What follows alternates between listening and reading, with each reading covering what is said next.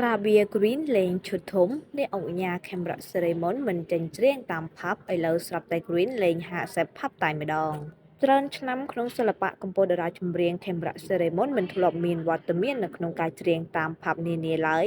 ដោយឡែកថ្មីនេះស្រាប់តែមានការប្រកាសថា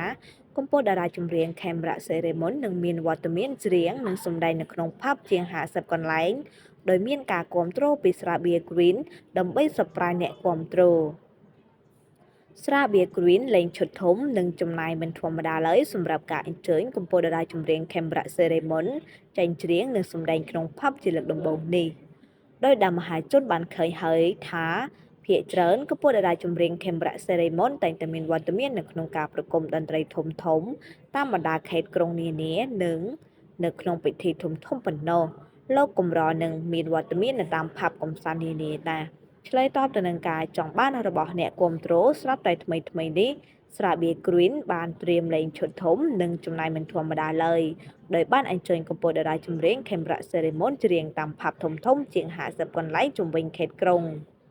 គ្រាន់តែដឹងដំណឹងថាកម្ពុជាតារាចម្រៀង Camera Ceremony ត្រៀមនឹងមានវត្តមាននៅក្នុងផាប់តាមការអញ្ជើញរបស់ស្រាបៀរ Green បានធ្វើឲ្យអ្នកគាំទ្រជាច្រើនសម្ដែងនៅការត្រេកអរក៏ដូចជាការរងចាំមើលថាតើ idol របស់ពួកគេនឹងលេចមុខជាលើកដំបូងនៅទីណាបើចង់ជួបផ្ទាល់ជាមួយកម្ពុជាតារាចម្រៀង Camera Ceremony ឬ idol របស់បងប្អូនកុំភ្លេចចូលរួមជាមួយស្រាបៀរ Green ទាំងអស់គ្នាដើម្បីទទួលបានភាពសប្បាយរីករាយនិងរួមលេងកម្សាន្តជុំគ្នាសប្បាយ